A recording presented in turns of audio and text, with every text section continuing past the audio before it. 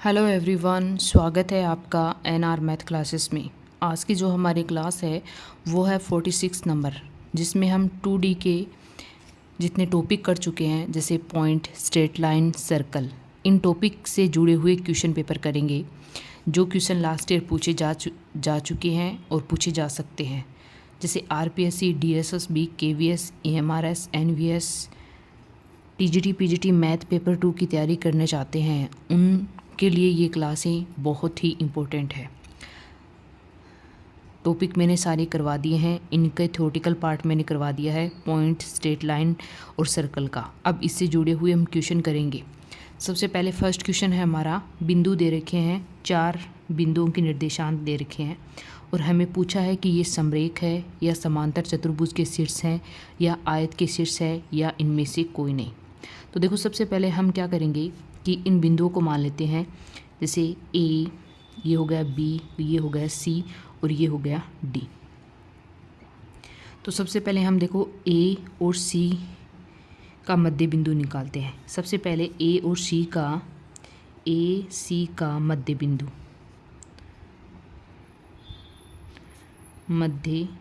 बिंदु ए और सी का मध्य बिंदु निकालेंगे तो इनको क्या करेंगे, जोड़ के 2 से क्या करेंगे, डिवाइड करेंगे। माइनस ए और प्लस ए कितना हो जाएगा, 0, तो ये भी 0 हो जाएगा। बी और ये माइनस बी, तो ये भी 0 हो जाएगा। यानी ए और सी के मध्य बिंदु के निर्देशांक 0 0 आ रहे हैं। ऐसे हम किसके निकालेंगे, बी और डी का मध्य बिंदु निकालेंगे तो क्या होगा, ये 0 है, ये ए स्क्वायर, यानी कितना हो जाएगा, ए स्क्वायर बट्टे 2। ये 0 है, ये है ए बी, तो ये हो जाएगा ए बी बट्टे 2। चूँकि देखो यहाँ पे ए सी और ए डी के जो मध्य बिंदु संपाती नहीं है, यानी क्या नहीं है, संपाती नहीं है।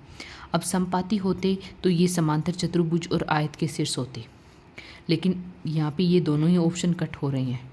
यानी ए सी एवं बी डी के मध्य बिंदु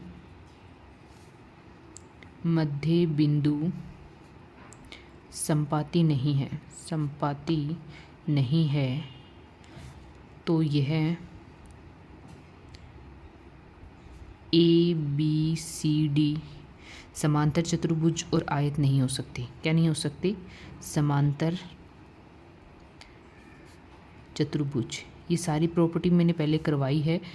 अगर आप ये प्रॉपर्टी पढ़ना चाहते हैं कि किस प्रकार से मैंने निकाला है, तो आप एक बार थ्योरी वाली क्लास ज़रूर देखें। समांतर चतुर्भुज या आयत नहीं है। अब ये समांतर चतुर्भुज और आयत नहीं है तो हम क्या कह सकते हैं, ये चारों बिंदु हैं वो क्या हैं,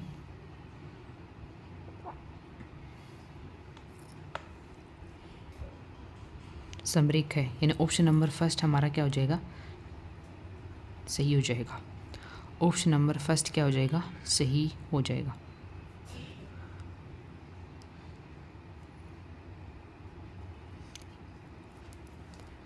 नेक्स्ट क्वेश्चन है हमारा, कई बार देखो ऑप्शन से भी हम जल्दी क्वेश्चन को कर लेते हैं, तो ऑप्शन को कट करने की कोशिश कीजिए। कौन कौन सा ऑप्शन नहीं हो सकता, और जो नहीं हो सकता उनको कट कीजिए, और जो हो सकता है वही क्या होगा, सही आंसर होगा।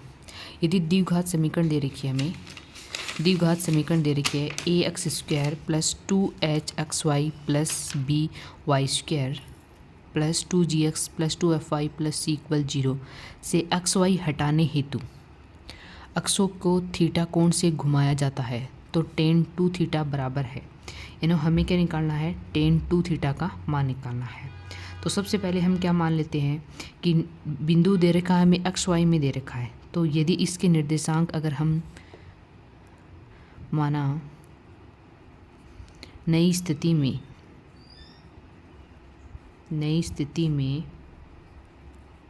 नए निर्देशांक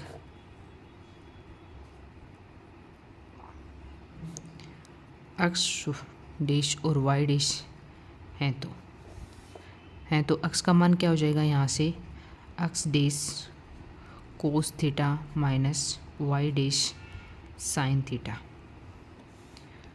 और y का मान क्या हो जाएगा, x dash sine theta plus y dash cos theta.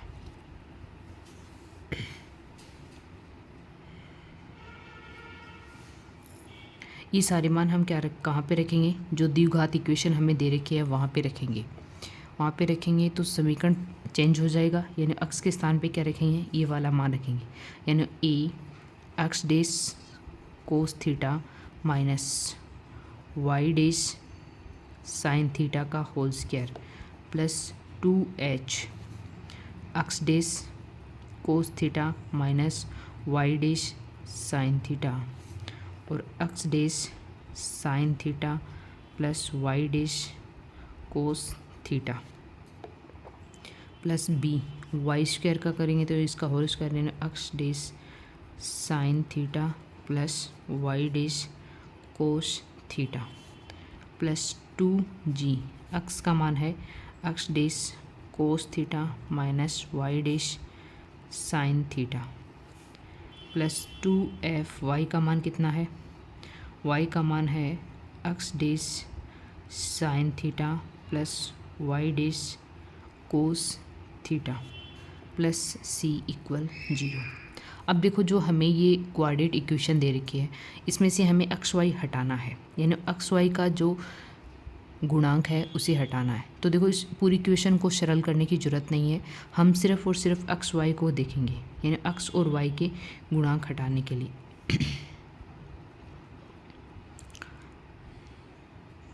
तो यहाँ पे देखो क्या माना जाएगा,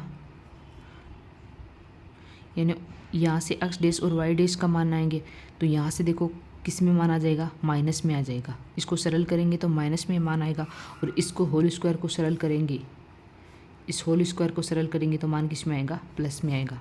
तो ये हो जाएगा 2b minus 2a sign theta और कोस थीटा। देखो यहाँ पे अगर आपको समझ में नहीं आ रहा तो इस इक्वेशन का होल स्क्वायर का सरल करके देख लीजिए। यहाँ पे एक्स डैश और वाई डैश का मान हमें क्या करना है? हटाना है। तो उसके गुणांक का मान क्या हो जाएगा? 0 हो जाएगा प्लस 2h कहेगा कोस square theta minus sign square theta equal 0। ये माना गया। अब देखो ये किसका फॉर्मूला होता है? कोस square theta minus sign square theta cos 2 theta का फॉर्मूला होता है। साइन थीटा और कोस थीटा किसका फॉर्मूला होता है? इसे हम क्या लिख सकते हैं? यहाँ से 2 कॉमन ले लेंगे तो ये हो जाएगा 2 sine theta cos theta sine 2 theta का फॉर्मूला। तो ये b माइनस a ये हो जाएगा साइन 2 थीटा, ये हो जाएगा minus 2h cos 2 theta equal 0। ये फॉर्मूला किसका होता है? अगर इसको माइनस चिन्ह कॉमन लेकर लिखें तो ये किसका फॉर्मूला हो जाएगा? कोस 2 थीटा का। अब हमें देखो किसका मान निकालना है? यहाँ पे टेन 2 थीटा का मान निकालना है, तो इसको इधर लेके जाएंगे तो ये हो जाएगा b minus a sine 2 theta equal 2h cos 2 theta. इसको इधर लेके आएंगे तो ये क्या हो जाएगा? टेन 2 थीटा इक्वल ये हो जाएगा 2h अपॉन में b माइनस a।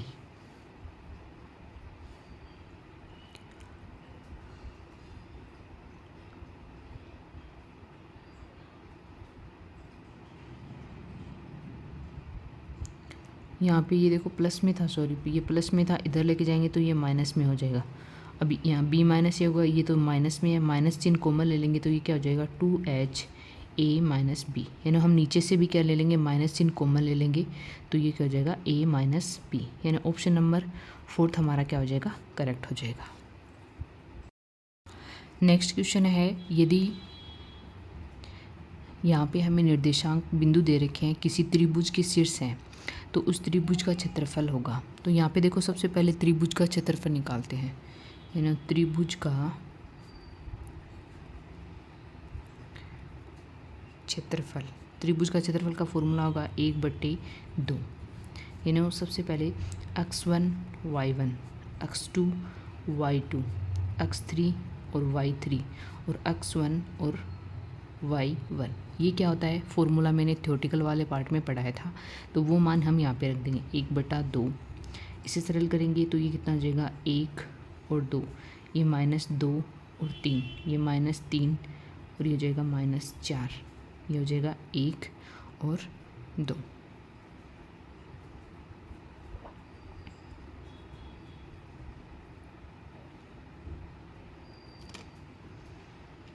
यहाँ से इक्वल 1/2।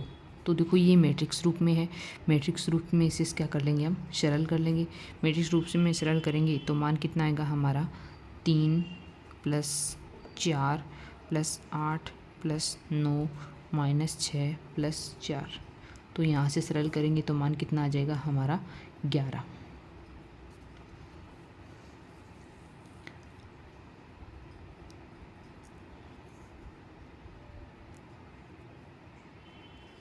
इस प्रकार से मैट्रिक्स तो सोल्व करनी आती है, यानी इसको इससे गुणा करेंगे माइनस इसको इससे गुणा करेंगे, फिर इसको इससे गुणा करेंगे, इसको इससे गुणा करेंगे, फिर इसको इससे करेंगे। तो ये मान हमारा क्या आ जाएगा, मैट्रिक्स का मान आ जाएगा। तो यहाँ से हमारा त्रिभुज का क्षेत्रफल कितना आ रहा है 11, यानी ऑप्शन नंबर फर्स्ट हमारा क्या हो जाएगा, करेक्ट हो जाएगा। नेक्स्ट क्वेश्चन है, ये सेकंड ग्रेड में पूछा भी जा चुका है। बिंदु दे रखा है 5 और 8, ए बी को 2:1 अनुपात में अंत विभाजित करता है। यदि ए के निर्देशांक 3 और 4 हों तो बी होगा। यहाँ पे देखो बिंदु दे रखा है 5 और 8 ए बी को, यानी ए और बी एक रेखा है, जैसे ए और ये हो गया बी। इसको एक बिंदु दे रखा है, जैसे ये बिंदु हो गया पी, 5 और 8, इसको 2:1 अनुपात में क्या करता है, विभाजित करता है। यहाँ पे हमें ए के निर्देशांक दे रखे हैं 3 और 4, हमें किसके निकालने हैं, बी के निर्देशांक निकालने हैं। बी के निर्देशांक मान लीजिए हमने माना है यहाँ पे एच और के मान लिया, तो ये क्या हो गए हमारे बी के निर्देशांक हो गए। अब देखो यहाँ पे क्या कह रखा है, अंत विभाजित करता है। तो अंत विभाजित का फॉर्मूला मैंने आपको बताया था, अंत विभाजन का मैंने आपको फॉर्मूला बताया था और बाह्य विभाजन का भी बताया था। क्या फॉर्मूला होता है, m1x2 + m2x1 अपॉन में m1 + m2। दूसरा होता है m1y1 + m2y2 अपॉन में m1 + m2। अब देखो यहाँ पे सारे मान मैं अभी लिख देती हूँ। x1 का मान कितना है यहाँ पे 3 और x2 का मान कितना है h। दूसरा है y1 का मान है यहाँ पे 4 और y2 का मान क्या है k, क्योंकि ये बिंदु होते हैं।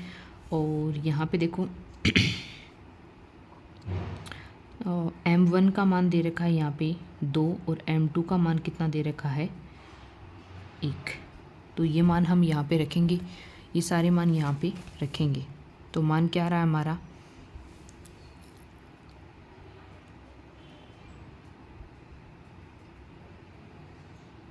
ये मान यहाँ पे रखेंगे। तो सबसे पहले इसमें रखो, देखो m1 का मान है 2 h + m2 का मान है 1 और m2 का मान कितना है 1 और x1 का मान कितना है 3। m1 + m2 कितना आ रहा है, m1 और कितना आ रहा है 3, और दूसरा कितना आ रहा है m1 का मान कितना है 2 और y1 का मान कितना है 4 + m2 का मान कितना है यहाँ पे 1 और y2 का मान क्या है k।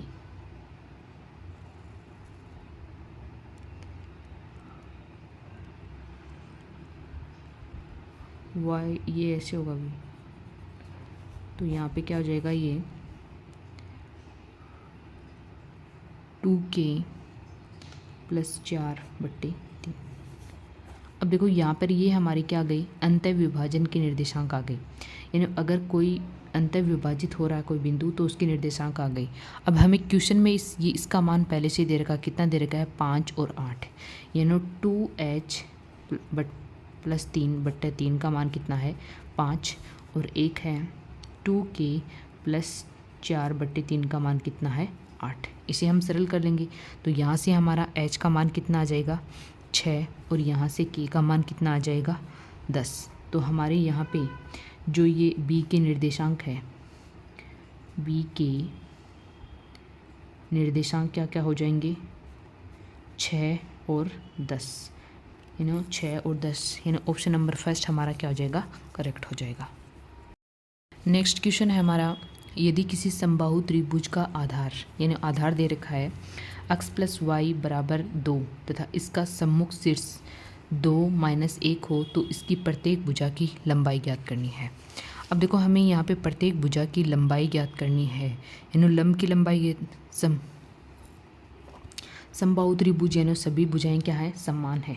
सभी भुजाएं क्या है, इसमें समान है। अब देखो आधार हमें ये दे रखा है x प्लस वाई इक्वल 2, तो यहाँ से देखो 2 माइनस 1 से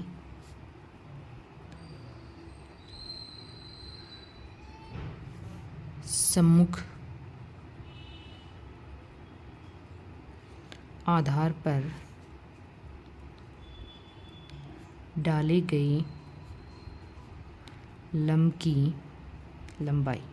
अब देखो लंब की लंबाई का मैंने एक फॉर्मूला बताया था कि अगर एक बिंदु से किसी रेखा पर क्या डाला जाता है, लंब डाला जाता है, तो उसके लिए फॉर्मूला क्या होता है, P equal a x1 plus b y1 plus c upon में under root a square plus b square.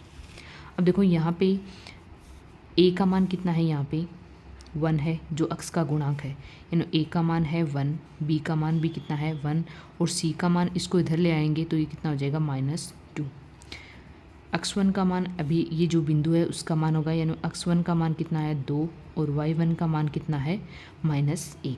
अब ये सारे मान हम यहाँ पे रखेंगे तो p का मान कितना आ जाएगा हमारा यहाँ से, यानी कितना आ जाएगा, a का मान है ये हो जाएगा 2 माइनस 1 -2 अपॉन a का मान है 1, b का मान भी 1, तो ये हो जाएगा अंडर रूट 2, यानी यहाँ से कितना आ जाएगा 1/√2। अब देखो प्रत्येक भुजा की लंबाई, समबाहु त्रिभुज के लिए मैंने बताया था कि प्रत्येक भुजा की लंबाई का फॉर्मूला क्या होता है, प्रत्येक भुजा की लंबाई, प्रत्येक भुजा की लंबाई क्या होगी, P कोसेक थीटा, ये क्या होती है प्रत्येक भुजा की लंबाई।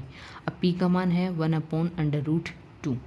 अब थीटा देखो यहाँ पे क्या दे रखा है, समबाहु त्रिभुज दे रखा है और हम जानते हैं कि समबाहु त्रिभुज में सभी कोण समान होते हैं और कितने डिग्री के होते हैं, 60 डिग्री के होते हैं, ये माना गया। तो यहाँ से 1/√2 कोसेक 60 डिग्री का मान क्या होता है 2/√3, तो यहाँ से मान कितना आ जाएगा 2/3, √2/3। ये कौन से ऑप्शन में है, फोर्थ ऑप्शन में, ऑप्शन नंबर 4 हमारा क्या हो जाएगा, करेक्ट हो जाएगा।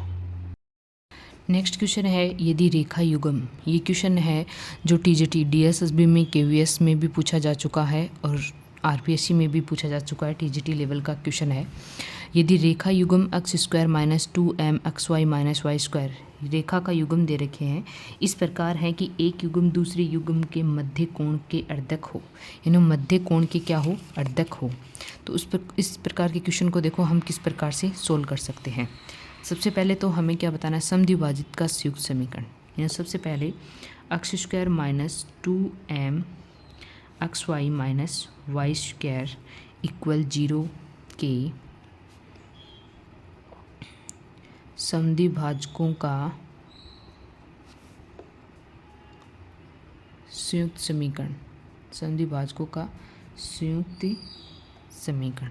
अब देखो यहाँ पे संयुक्त समीकरण क्या होगा, यानी x² - y², यहाँ पे गुणांक लिखेंगे तो वो कितना हो जाएगा, x² का गुणांक है 1 और y² का गुणांक है -1 इक्वल xy अपॉन में -m। ये क्या हो जाएगा, समद्विभाजित का संयुक्त समीकरण हो जाएगा। इसे थोड़ा सरल करके लिखेंगे तो क्या मान आएगा, देखो यहाँ से x² - y² इक्वल, इसको इधर लेके जाएंगे तो ये हो जाएगा 2xy अपॉन में -m, या फिर इसे क्या लिख सकते हैं हम, x² - y², इसको इधर लेके आएंगे तो प्लस में हो जाएगा, यानी 2 अपॉन m x और y इक्वल 0। ये हमारी इक्वेशन हो गई फर्स्ट। और दूसरा इक्वेशन क्या है हमारा, x² - 2n xy - y² equal 0, ये हो गया इक्वेशन 2। इक्वेशन 1 और इक्वेशन 2 का अगर हम कंपैरिजन करें, यानी तुलना करें, तो यहाँ पे देखो तुलना करने पर, तुलना करने पर यहाँ पे देखो और मान तो हमारा क्या हो जाएगा, कैंसिल हो जाएगा और एक्स वाई के मान के गुणांकों की तुलना होगी तो 2/m किसके इक्वल आएगा, -2n की। ये आ गया इक्वल। यहाँ से 2 से 2 कैंसिल हो जाएगा, इसको इधर लेके जाएंगे तो यहाँ से mn इक्वल कितना आ जाएगा, -1। या फिर क्या लिख सकते हैं इसे, या फिर क्या लिख सकते हैं, mn इधर लेके आएंगे तो +1 इक्वल 0। यानी यहाँ पे हमारे मध्य कोण अर्धक युग्म एक दूसरे से है तो यहाँ पे m और n का जो रिलेशन होगा वो क्या हो जाएगा, mn + 1 इक्वल 0, जो कि ऑप्शन नंबर फर्स्ट में है। ऑप्शन नंबर फर्स्ट हमारा क्या हो जाएगा, करेक्ट हो जाएगा। देखो ये क्वेश्चन तभी आपको समझ में आएंगे, तभी आप खुद कर पाएंगे जब आपने थ्योरी वाली क्लास देखी है। अगर आपने थ्योरी वाली क्लास देखी है तो इन क्वेश्चन को आप तुरंत अटैम्प्ट कर पाओगे, फटाफट कर पाओगे। तो उस ट्यूशन की क्लास करने से पहले आप एक बार थ्योरी वाली क्लास को ज़रूर देखें। नेक्स्ट क्वेश्चन है हमारा रेखा से जुड़ा हुआ क्वेश्चन है। x + y 3 रेखाएं दे रखी है, बना त्रिभुज क्या होगा।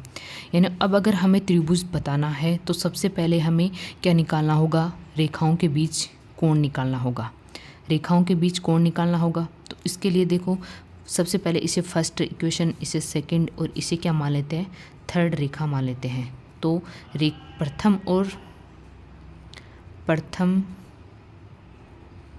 और द्वितीय रेखा के बीच कोण, रेखा का मध्य कोण, रेखा के मध्य कोण क्या हो जाएगा, यहाँ से देखो निकालेंगे हम, किसके लिए निकालेंगे, फर्स्ट और सेकंड के बीच का मध्य कोण निकालेंगे तो क्या हो जाएगा, tan इनवर्स।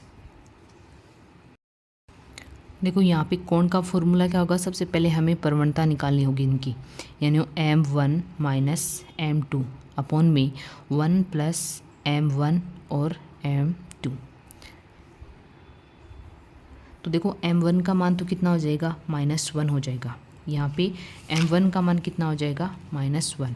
तो यहाँ से क्या मान आएगा हमारा, tan इनवर्स 1 - 3/3 + 1, यानी यहाँ से मान कितना आ जाएगा, tan इनवर्स 1/2। ये फॉर्मूला लगा के निकालना है। दूसरा देखो द्वितीय और तृतीय के बीच में निकालना है, यानी द्वितीय एवं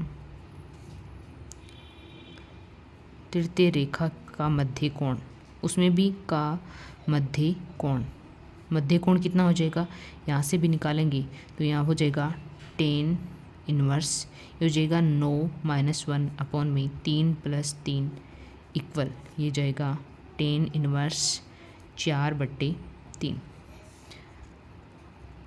एक हो जाएगा तृतीय एवं प्रथम रेखा के बीच कोण के मध्य कोण, क्या हो जाएगा, tan इनवर्स 3 - 1/1 + 3 इक्वल हो जाएगा tan इनवर्स 1/2। अब देखो यहाँ पे पहली दूसरी, यानी ये दोनों कोण बराबर आ रहे हैं, यानी पहली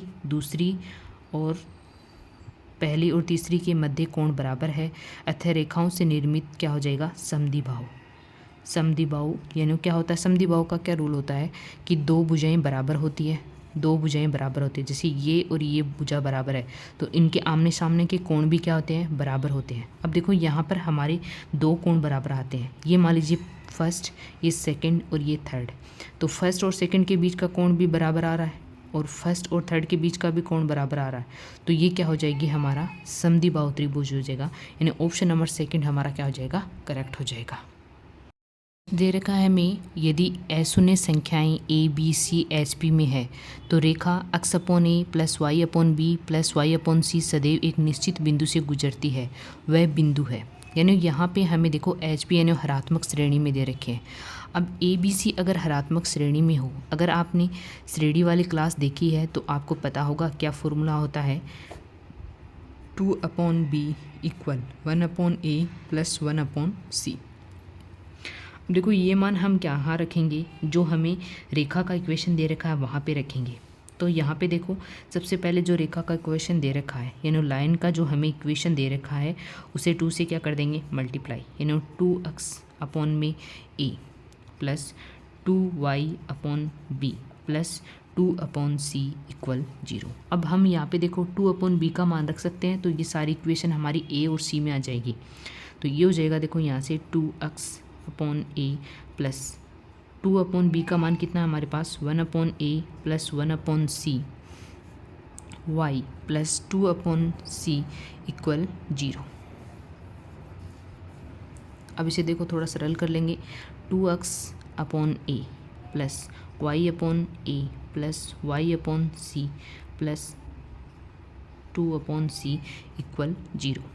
तो यहाँ से देखो इन दोनों में से 1 अपॉन ए कॉमन ले सकते हैं, 1 अपॉन ए कॉमन आ गया तो ये हो जाएगा 2x प्लस वाई प्लस यहाँ से 1 अपॉन सी कॉमन ले लिया तो ये हो जाएगा y प्लस 2 इक्वल 0।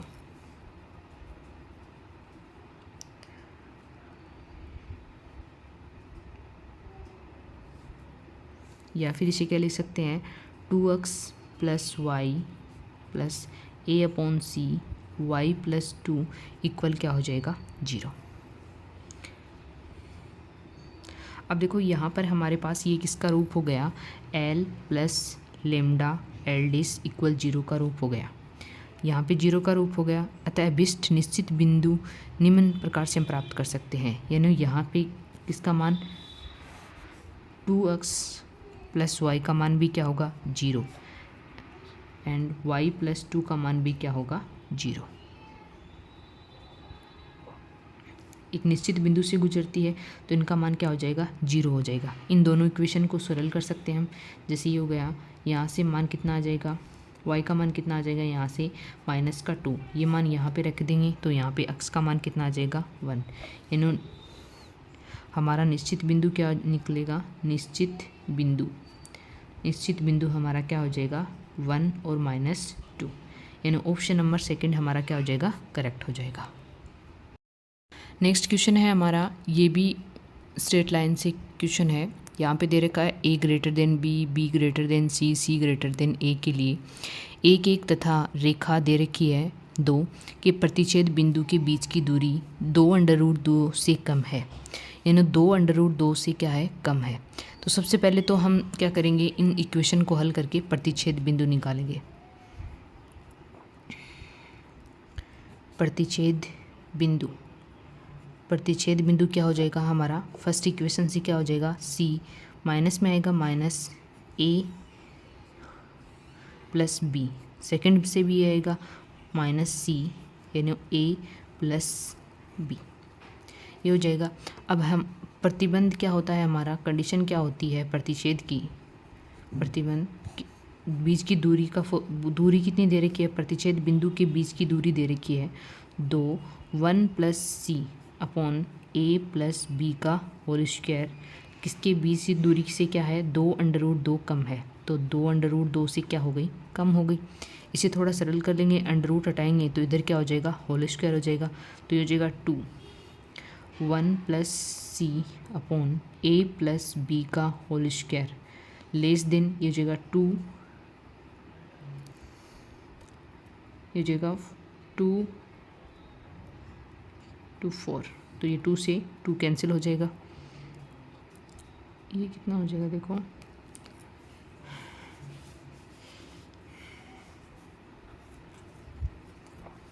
यहाँ से होल स्क्वायर दोबारा हटाएंगे तो इधर जाएगा तो अंडर रूट हो जाएगा 1 plus c upon a plus b less than कितना हो जाएगा 2।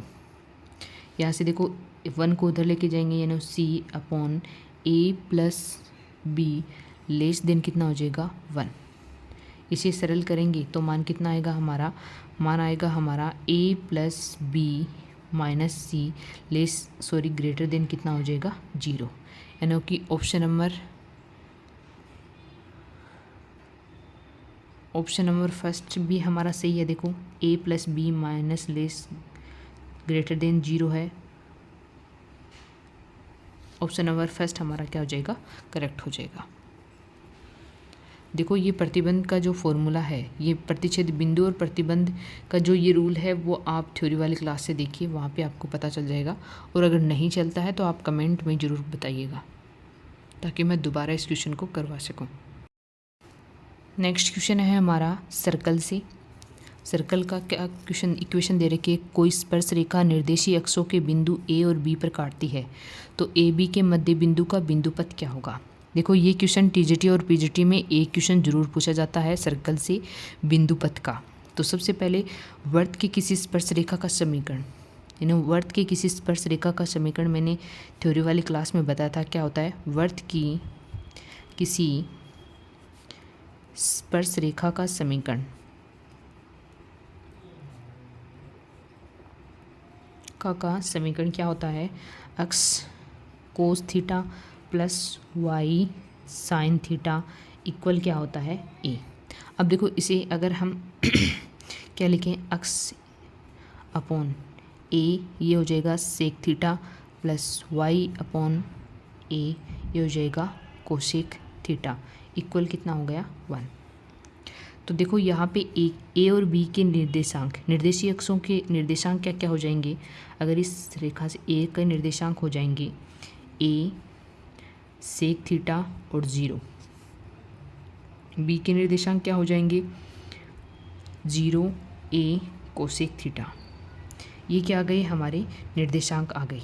अब देखो हम ए बी के मध्य बिंदु अक्ष वाई हो, यानी अगर हम ए और बी का मध्य बिंदु क्या मान लें, अक्ष मान लें, तो क्योंकि हमें मध्य बिंदु का बिंदुपथ निकालना है, यदि ए बी का मध्य बिंदु अक्ष वाई है तो यहाँ से देखो मध्य बिंदु निकालने का फॉर्मूला क्या होता है, ए प्लस बी बटा 2 यानी अक्ष इक्वल क्या हो जाएगा ए सेक थीटा। ये तो ए का मान हो गया, बी का मान कितना 0 अपॉन में कितना होगा 2। तो यहाँ से क्या मान आ जाएगा हमारा, ये हो जाएगा यहाँ से देखो sec theta equal 2x upon में ए। अगर हम इसे कोस थीटा में निकालें तो क्या आ जाएगा, कोस थीटा इसका उल्टा होता है तो ए अपॉन 2x ये हो गया। अगर दूसरा निकालें तो यहाँ से y का मान कितना आएगा हमारा, ये आएगा ए कोसेक थीटा अपॉन में 2। तो यहाँ से कोसेक थीटा का मान कितना हो जाएगा 2y अपॉन में ए, यानी यहाँ से हम साइन थीटा का मान निकालेंगे तो साइन थीटा इक्वल कितना हो जाएगा ए अपॉन में 2y, ए अपॉन में 2y। अब देखो हमें इक्वेशन मिल गई फर्स्ट और इक्वेशन मिल गई सेकंड, इन दोनों का अगर होल स्क्वायर करके अगर हम जोड़ें इक्वेशन फर्स्ट का whole square plus equation second का होल स्क्वायर करें तो कोस ये क्या हो जाएगा sine square theta plus cos square theta equal ये क्या हो जाएगा a square upon 4x square plus a square upon 4y square, ये कितना होता है 1। अब देखो यहाँ पे क्या लिख सकते हैं हम, ए स्क्वायर अपॉन 4 कॉमन ले सकते हैं तो ए स्क्वायर अपॉन 4 कॉमन आ गया तो यहाँ से कितना बचेगा 1 upon x square plus 1 upon y square, ये मान आ गया। अब यहाँ पे देखो इसको इधर लेके आए तो ये क्या आ जाएगा 4 upon a square equal 1 upon x square plus 1 upon y square, ये हमें किसी ऑप्शन में दे रखा है, ऑप्शन नंबर सेकंड हमारा क्या हो जाएगा करेक्ट हो जाएगा। इस प्रकार से देखो यहाँ पे तो देखो हमें इक्वेशन पूछ ली और कई बार जैसे पूछ लेते हैं कि आयत है, क्या सर्कल है, रेखा है, इस प्रकार से दीर्घवृत्त है, परवलय है, बिंदुपथ क्या क्या हो सकता है, तो उस बेस पे हम बता सकते हैं। नेक्स्ट हमारे पास एक सर्कल का इक्वेशन दे रखा है, पर मूल बिंदु से खींची गई स्पर्श रेखाओं के बीच का कोण बताना है। तो सबसे पहले 0 0 से वृत्त पर खींची गई स्पर्श रेखा का समीकरण, यानी मूल बिंदु से 0 0 से मूल बिंदु से खींची गई, मान लेते हैं हम, माना खींची गई स्पर्श रेखा का समीकरण, स्पर्श रेखा का समीकरण क्या है y इक्वल mx। ये हो गया स्पर्श रेखा का समीकरण। अब देखो स्पर्श प्रतिबंध से क्या होता है कि लंब की जो लंबाई है, स्पर्श प्रतिबंध जो लंब की लंबाई होती है, अभी मैंने बताया था आपको कि लंब की लंबाई को किसे डिनोट, p वो क्या होती है, जो सर्कल दे रखा है उसकी त्रिज्या के इक्वल होती है, यानी p इक्वल a। तो यहाँ पे देखो सर्कल की त्रिज्या हम बता सकते हैं क्या होती है, ये जो है वो है a स्क्वायर इक्वल 25, यानी a का मान कितना आ जाएगा हमारे यहाँ से 5। p का मान है मैंने फॉर्मूला बताया था, उसी से हम क्या रखेंगे, मान रखेंगे। तो यहाँ पे देखो क्या मान आएगा हमारा, ये हो जाएगा 7m + 1 अपॉन में √m² + 1 इक्वल किसके आएगा, जो सर्कल दे रखा है उसकी त्रिज्या के, यानी कितना आ जाएगा 5। अब इसे थोड़ा सरल कर लेते हैं, यहाँ पे मोड है तो यानी मान क्या होना चाहिए, हमेशा प्लस में होना चाहिए। ये हो जाएगा 7m + 1 इक्वल 5 √m² + 1। अगर यहाँ से अंडर रूट करेंगे तो ये इधर होल स्क्वायर हो जाएगा, तो ये कितना हो जाएगा हमारा होल स्क्वायर होगा, तो 7m + 1 का होल स्क्वायर इक्वल 5m² + 5, यानी 49m² + 1 + 14m इक्वल 5m² + 5। इसको इधर लेके आएंगे तो ये कितना हो जाएगा हमारा, सॉरी ये 25 होगा अभी यहाँ पे 25। अगर हम इधर 25m² को इधर लेके आएंगे तो ये कितना हो जाएगा 24m² + 14m, ऐसा कैसा रहेगा, इसको इधर लेके आएंगे तो ये हो जाएगा माइनस, ये प्लस में कहीं इधर आएगा तो -25 यानी 24 इक्वल 0। या फिर इसे क्या कर सकते हैं हम 2 को ले सकते हैं, तो 12m² + 7m - 12 इक्वल 0। ये हमारी क्या आ गई, क्वाड्रेटिक इक्वेशन आ गई। तो दो मूल क्या हो जाएंगे, माना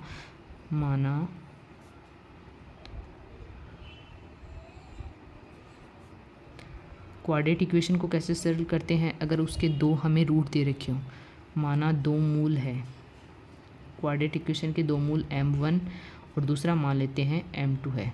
तो क्वाड्रेटिक इक्वेशन के लिए अगर हम देखें तो दो मूलों का जो गुणनफल होता है वो क्या होता है, वो होता है c/a -c/a, यानी m1 m2 इक्वल क्या होता है +c/a।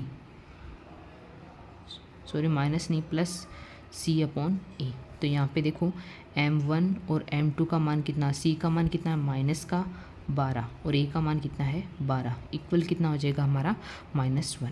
यानी यहाँ पे m1 और m2 का मान कितना आ रहा है -1। अब देखो मैंने आपको बताया था कि अगर दो ढाल या फिर प्रवणता का मान दोनों का गुणनफल अगर -1 आ रहा है तो स्पर्श रेखाएं क्या है, लंबवत है। स्पर्श रेखाएं क्या है, लंबवत है।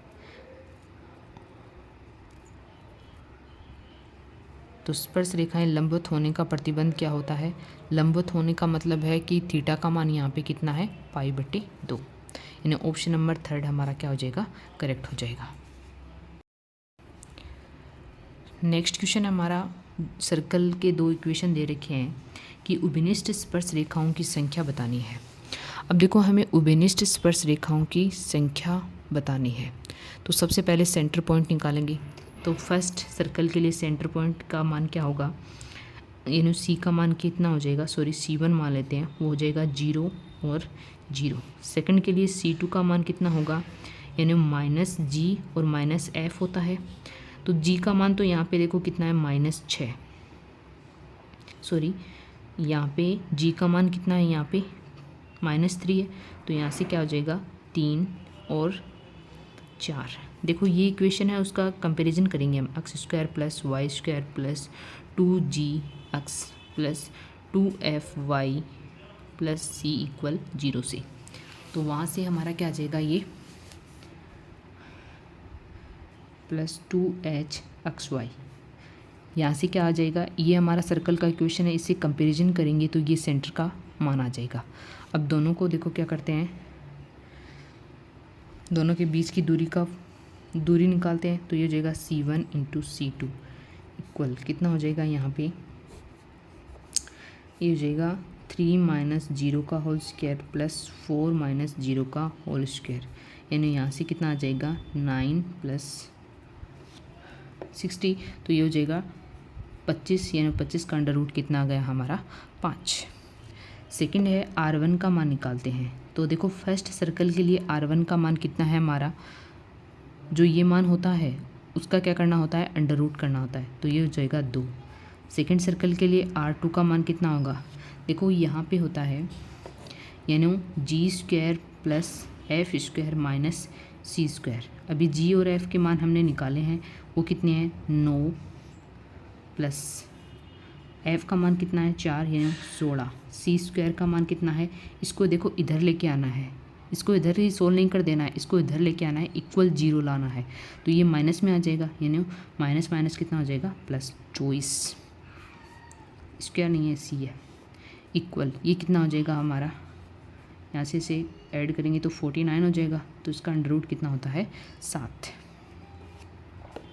यानी R1 माइनस R2 का मान कितना आ रहा है हमारे पास 2 माइनस 7 कितना आ रहा है 5, और C1 और C2 का मान भी कितना आ रहा है, यानी देखो यहाँ पे R1 माइनस R2 का मान भी कितना आ रहा है 5, और C1 C2 यानी सेंटर का जो गुणनफल है वो भी कितना आ रहा है 5 हो रहा है। अब देखो यहाँ पे क्या है कि अगर त्रिज्याओं का अंतर भी 5 है और इनके क्या है C1 C2 का मान भी क्या है 5 है, तो क्या करते हैं जो सर्कल हमें दे रखे हैं ये दोनों, ये एक दूसरे को क्या करेंगे अंतःस्पर्श करेंगे।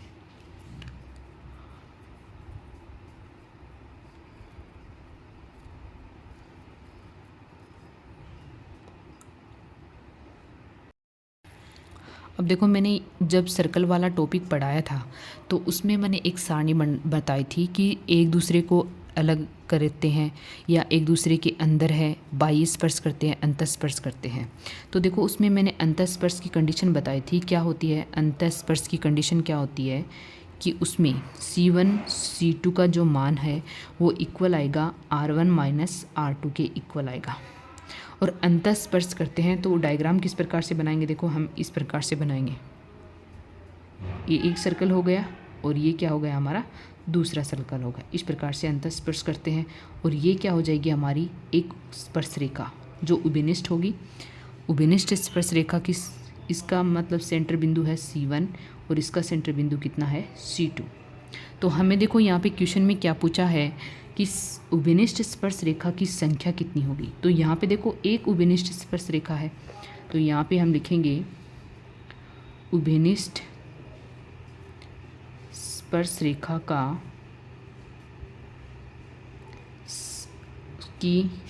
उभयनिष्ठ स्पर्श रेखा की संख्या, उभयनिष्ठ स्पर्श रेखा की संख्या कितनी होगी 1, यानी ऑप्शन नंबर फर्स्ट हमारा क्या हो जाएगा करेक्ट हो जाएगा।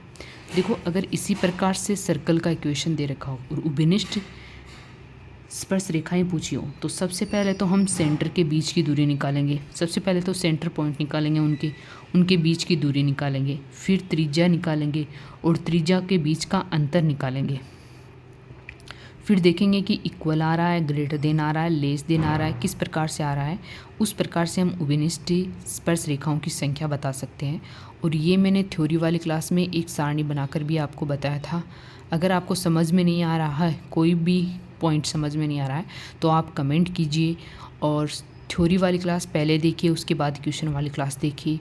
अगर आपको वीडियो अच्छा लगे तो लाइक शेयर सब्सक्राइब ज़रूर कीजिएगा। Thank you so much. मिलते हैं नेक्स्ट क्लास में, और नेक्स्ट क्लास में भी हम इनसे जुड़े हुए क्वेश्चन ही करेंगे।